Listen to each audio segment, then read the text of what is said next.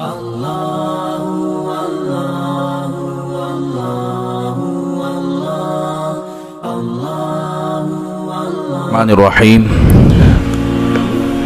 باب صفت الجنت و اہلہا۔ یہ باب جنت کی صفات کے سلسلے میں کہ کیسے جنت ہوگی اور جنت والے کیسے ہوں گے، جنتیوں کے احوال کے سلسلے میں یہاں سے احادیث آئیں گی۔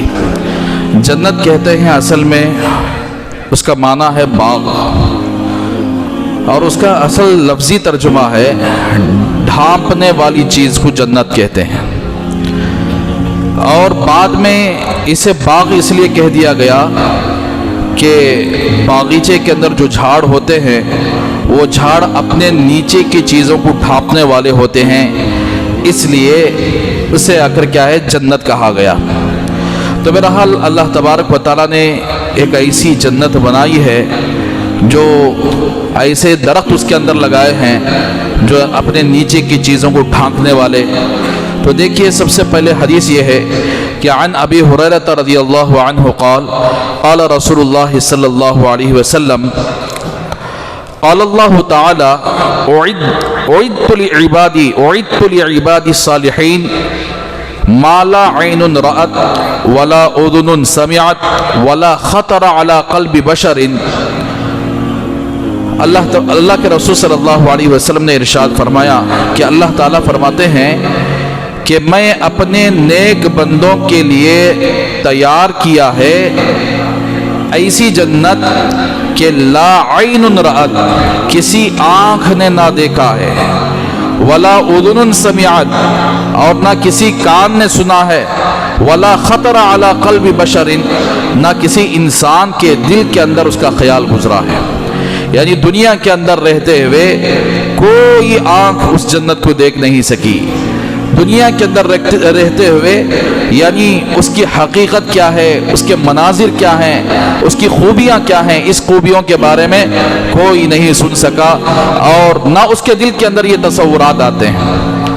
تو میرے بھائیو، عام طور پر آج کل یوٹیوب میں وغیرہ سوشل میڈیا میں جنت کے بارے میں جب بیان کیا جاتا ہے تو لوگ یہاں کے باغیچے وغیرہ ڈال کر لوگوں کو یہ تصور دلانے کی کوشش کرتے ہیں جنت ایسی ہوگی، حالانکہ اللہ تبارک و تعالیٰ نے فرما دیا کسی آدمی کے تصور میں بھی نہیں ہے کہ جنت کیسی ہے۔ کسی آدمی نے دنیا میں رہتے ہوئے جنت کو نہیں دیکھا، نہ اس کی خوبیوں کے بارے میں سنا ہے۔ تو پھر آپ صلی اللہ علیہ وسلم نے ارشاد فرمایا کہ وَقْرَؤُوا إِن شِئْتُمْ، اگر تم چاہتے ہو تو اس آیت کی تلاوت کر لو۔ قرآن مجید کے اندر سورہ سجدے کے اندر اللہ تبارک و تعالیٰ نے یہ آیت ارشاد فرمائی ہے فَلَا تَعْلَمُ نَفْسٌ مَّا أُخْفِيَ لَهُم مِّن قُرَّةِ أَعْيُنٍ، کوئی آدمی نہیں جانتا وہ چیزیں جو ان کے لیے چھپا کر رکھی گئی ہے من قرۃ اعین، ان کے آنکھوں کی ٹھنڈک کے لیے۔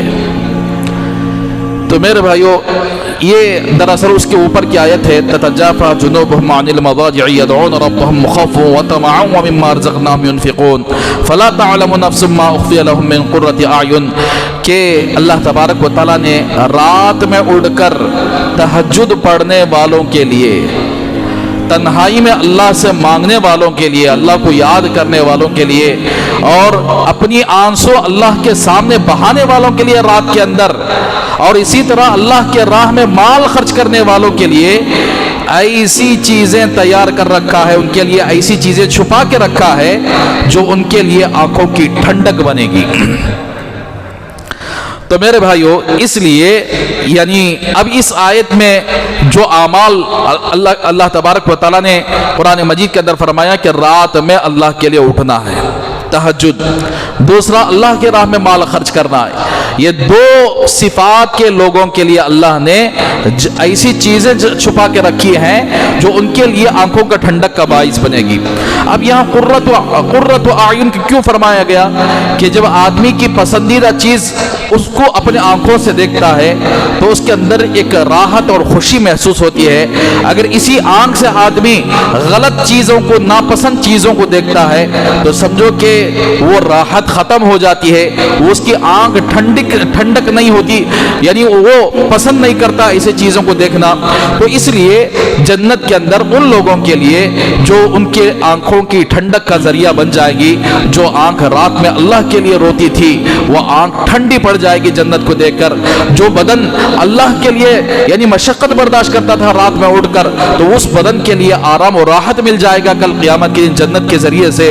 तो मेरे भाइयों, इसलिए कहते हैं कि आमाल से जन्नत मिलती है और यानी अल्लाह तबारक व तआला के साथ ताल्लुक़ रखने से जन्नत मिलती है। तो ये है अल्लाह के रसूल सल्लल्लाहु अलैहि वसल्लम ने अल्लाह तबारक व तआला का इरशाद नकल फरमाया। और दूसरी रिवायत देखिए, वअन्हु हज़रत अबू हुरैरा रज़ी अल्लाह तआला अन्हु से रिवायत है, क़ाल वो फरमाते हैं कि क़ाल रसूलुल्लाह सल्लल्लाहु अलैहि वसल्लम, रसूलुल्लाह सल्लल्लाहु अलैहि वसल्लम ने इरशाद फरमाया, मौदिउ सौतिन फिल जन्नति खैरुम मिनद दुनिया व मा फीहा। आप सल्लल्लाहु अलैहि वसल्लम ने इरशाद फरमाया, एक कोड़े की जगह जन्नत के अंदर ये दुनिया व मा फीहा से बेहतर है। कोड़ा बोले तो वो घोड़े को मारने के लिए कोड़ा जो तैयार किया जाता है, और इसी तरह बैल को मारने के लिए जो कोड़ा तैयार किया जाता है वो कोड़ा है। तो वो एक कोड़े की जगह दुनिया व मा फीहा से बेहतर। क्यों कोड़ा की मिसाल दिए हैं? उस जमाने के अंदर लोग सफर करते थे, सफर करने के बाद पहले मुसाफिर खाने यानी लॉज वगैरह नहीं होते थे, तो अब जहां वो पड़ाव डालते वहीं पर उनकी रात गुजर जाती। तो हर आदमी क्या करता, घोड़े पर सवार होकर आता, जहां उसकी अच्छी जगह मिल जाती वहां कोड़ा डाल देता। अब वो कोड़ा डालने का मतलब यह है कि वो उसकी जगह है, उसकी जगह पर कोई कब्जा नहीं करना चाहिए। जैसा कि आमतौर पर इज्तिमात में या बड़े बड़े ऐसे इस मौके पर क्या करते हैं, बैग रख डालती, या तो अपना चप्पल रख डालती, ना क्या रख डालती, यानी जगह कब्जा, या तो चादर बिछा देते हैं मस्जिद के अंदर जहाँ ज्यादा लोग जमा हो, सोने का मौका आ जाए तो समझो कि कुछ ना कुछ चीज रख डालते हैं। रखने का मतलब ये होता है कि ये चीज हमारी है, इस जगह कोई आदमी दूसरा कब्जा ना करे। इसी तरह आप सल्लल्लाहु अलैहि वसल्लम ने एक मिसाल दी है कि जैसे मुसाफिर लोग यानी अपने कोड़े को वहां डाल देते हैं, जिसकी वजह से दूसरा आदमी कब्जा नहीं कर पाता, उसकी मिसाल देते हैं कि जैसे तुम यानी सफर करने की हालत में कोड़े को डालकर वहां अपनी राहत की चैन की नींद सोते हो, जिस जगह वो पसंद करता है वहां कोड़ा डालता है, अब वहां रात गुजारता है, इसका मतलब यह है कि वो जगह उसे पसंद आ गई है। तो यानी मुसाफिर आदमी अपनी राहत के लिए ऐसी जगह को तलाश किया जहां उसके लिए सुकून और चैन की नींद आए। तो इसकी मिसाल देते हुए आप सल्लल्लाहु अलैहि वसल्लम फरमाया कि जिस तरह मुसाफिर अपने आप को राहत पहुंचाने के लिए कोड़ा डालता है, उस एक कोड़े की जगह जन्नत में मिल जाए तो दुनिया व मा फीहा से बेहतर है। दुनिया के अंदर जो तुम राहत और सुकून और चैन पाते हो, उससे भी बेहतर आकर जन्नत के अंदर एक कोड़ी की जगह मिल जाए तो समझो कि दुनिया व आखिरत से, दुनिया व मा फीहा से बेहतर है। तो बहरहाल और भी बहुत सारी अगली हदीस है हूर के सिलसिले में, हूर की तारीफ। तो इसीलिए मेरे भाई ये अहादीस इसलिए यहाँ पर जिक्र की जा रही है ताकि लोग आमाल में बढ़ चढ़ कर अमल करें। चुपके से नहीं मिलती जगह। मदनपल्ली के अंदर एक बालिश की जगह खरीदो, कितनी बोलते हैं आजकल, लाखों में जा रही है।